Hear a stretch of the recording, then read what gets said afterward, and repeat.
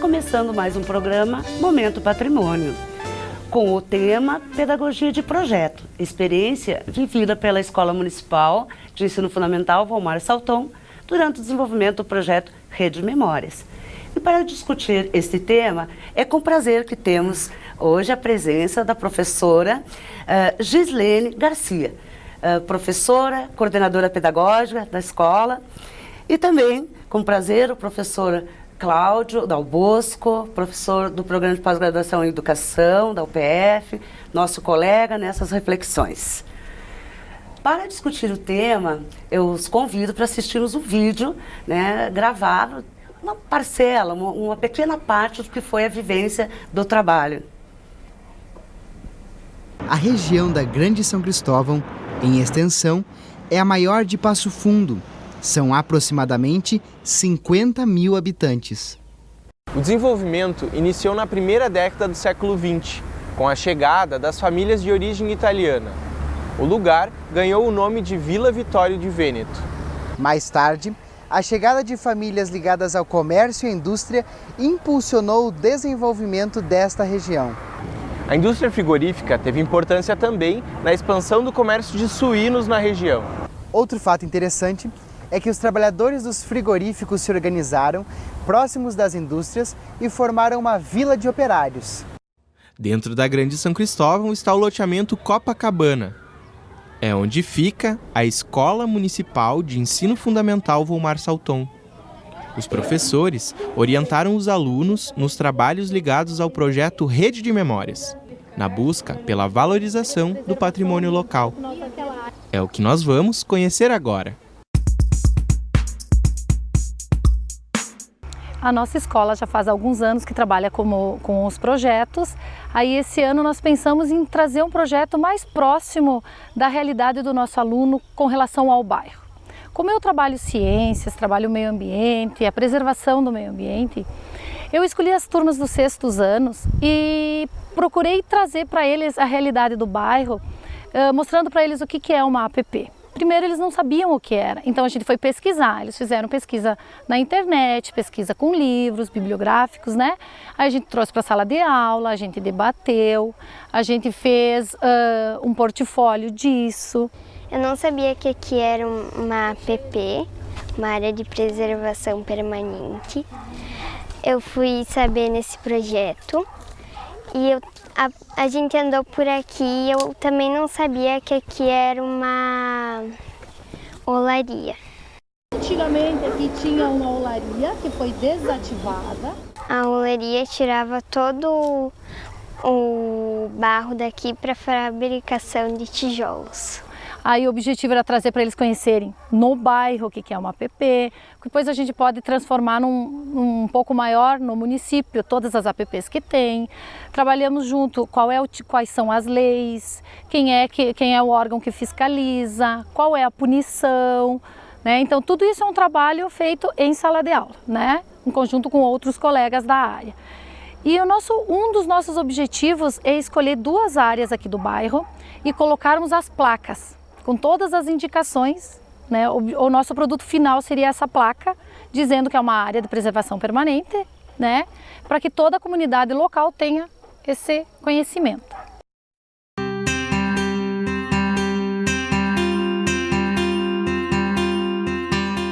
Aqui era importante para o bairro, porque se eles não tivessem fechado a olaria, esse lugar ia estar totalmente sem árvores, sem barro, sem natureza.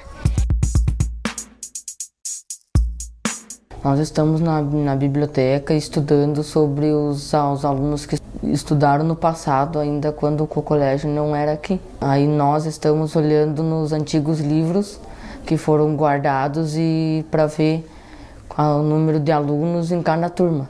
E para ver também se a gente acha alguém da nossa família que estudou aqui, Eles vieram para a biblioteca para pesquisar um pouco da história da nossa escola, que são os ex-alunos, desde a fundação da nossa escola, que não era nesse endereço.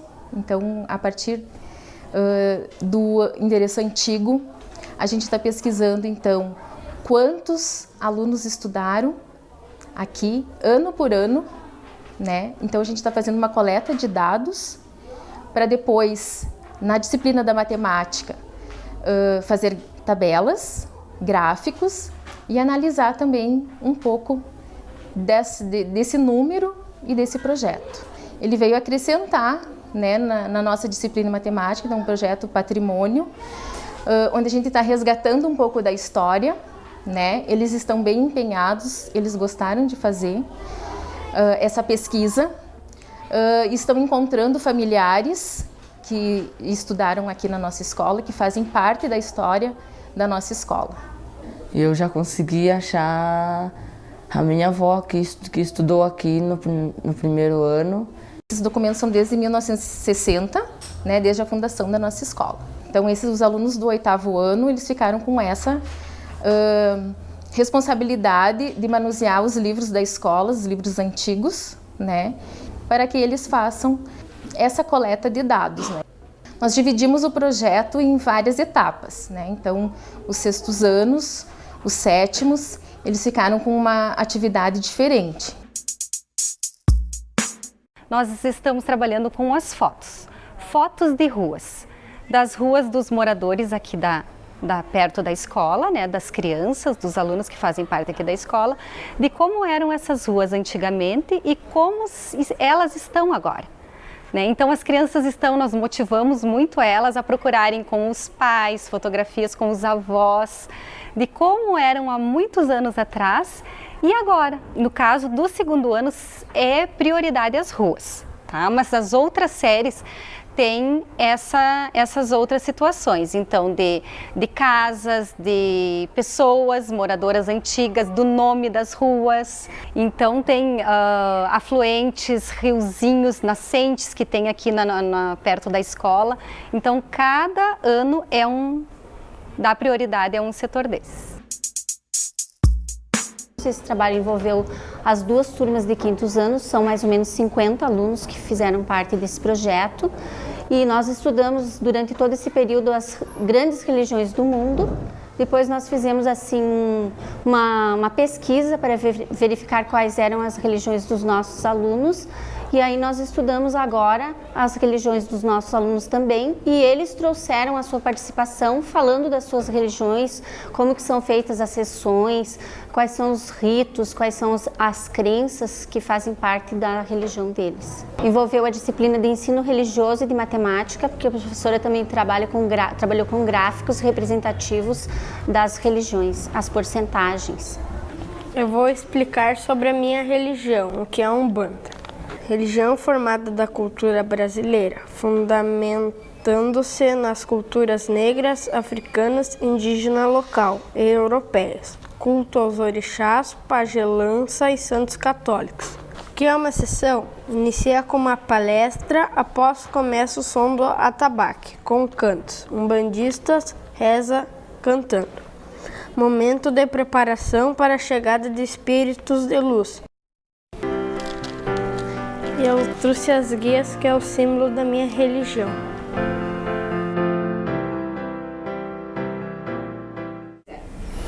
Como vimos, belíssimo trabalho de educação patrimonial.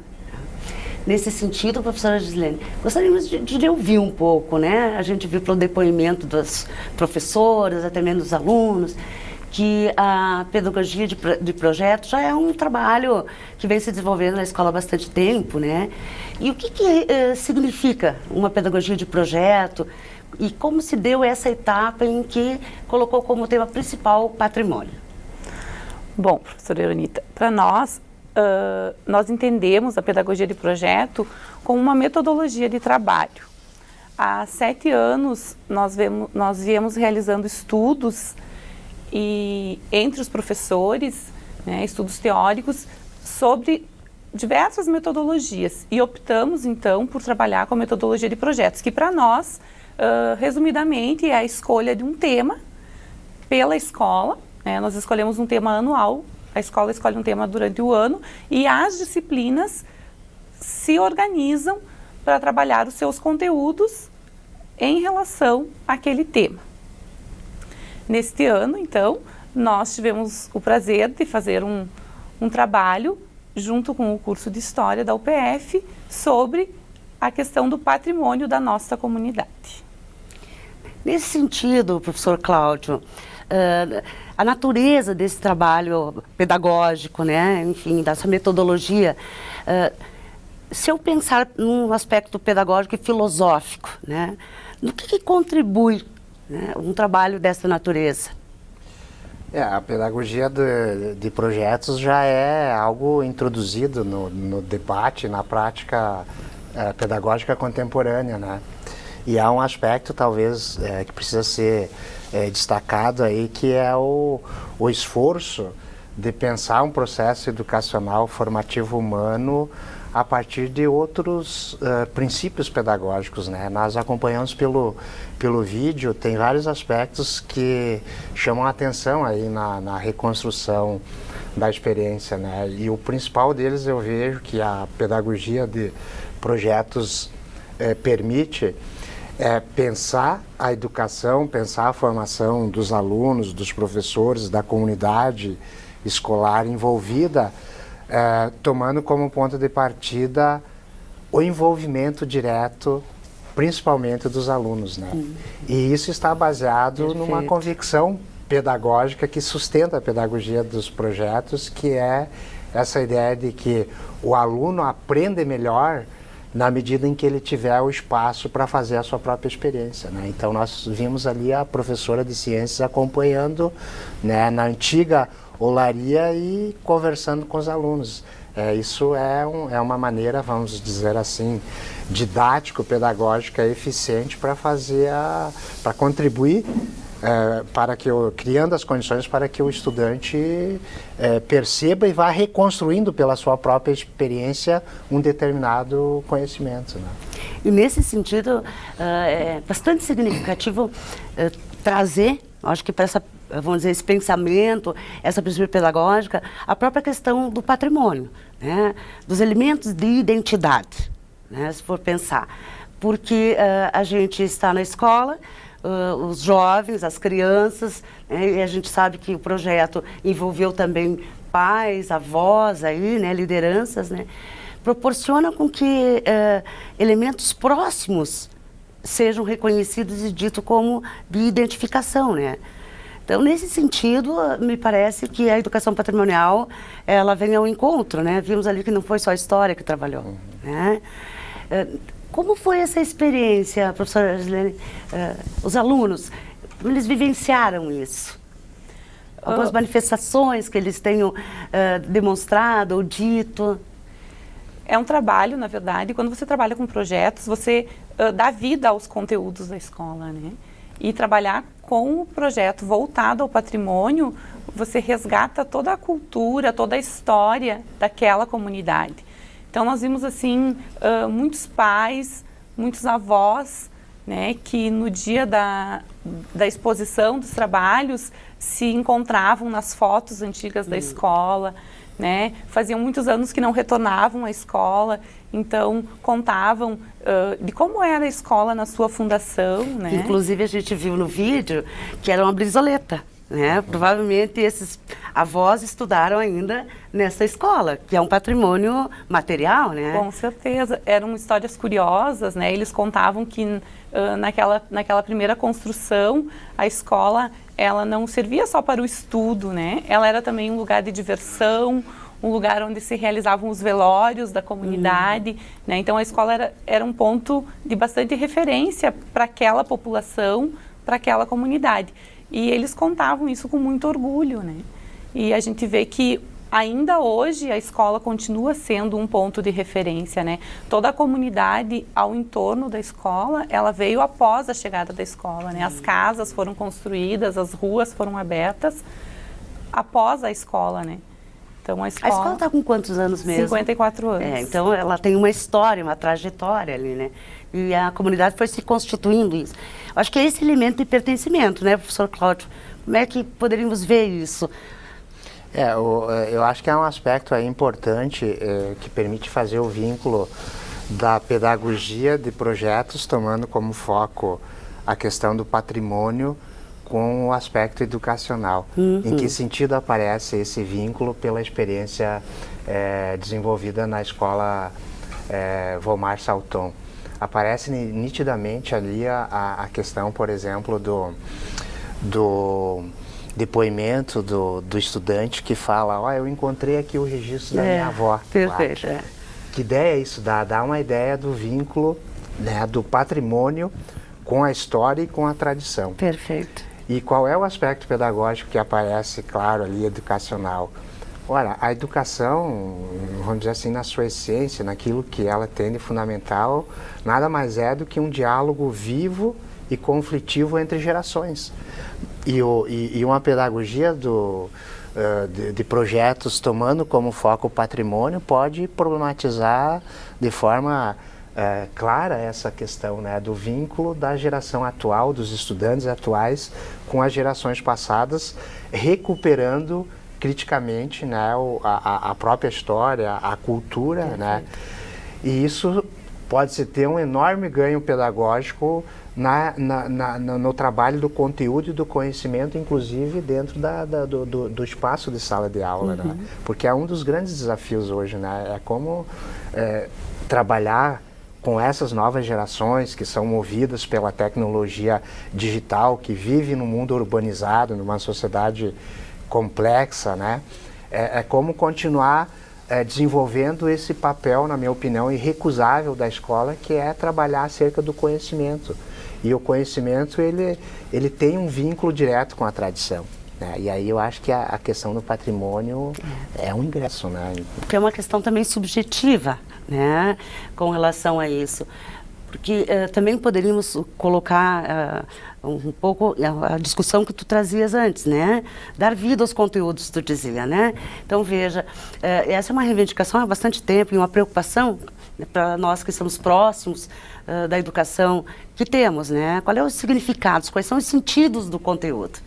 E desta forma, parece que isso possibilita, né? A gente viu também a expressão do aluno contando e relatando a sua vivência religiosa, né? Isso também é a questão da pluralidade para dentro da escola, que é um desafio também contemporâneo, né, professora Gislene? Com certeza.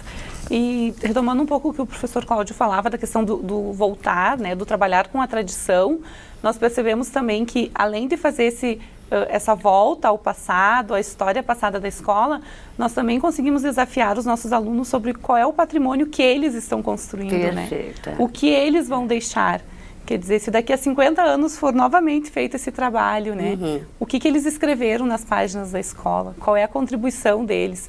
Então, ao mesmo tempo que a gente vê o quanto foi feito, né, de bom, o quanto a comunidade se mobilizou para que a gente tivesse a escola que a gente tem hoje, o que a gente pode fazer, né, para projetar a escola para daqui 10, 15 ou 20 anos. Muito significativo nesse sentido, porque um trabalho prático, como vimos ali, foi trabalhado patrimônio material, imaterial, toponímia, quer dizer, grandes questões que há pouco tempo a gente se preocupava em referenciar apenas alguns elementos, né, mais tradicionais da cidade. E hoje a gente tem essa preocupação de trazer, né, como você dizia, o que é deles, né, patrimônio. E eles indicaram isso, né? Então, nesse sentido, a gente pode dizer que o projeto, a experiência vivida, né, especificamente pela escola Volmar Salton, ela contribuiu, né, no crescimento, no desenvolvimento cognitivo, afetivo, né, e também enquanto sujeitos sociais, né? Dá para dizer, a partir justamente da tua fala, né, que estaríamos formando aí uma consciência, né, de corresponsabilidade sobre o espaço de vivência, sobre o patrimônio? Com certeza.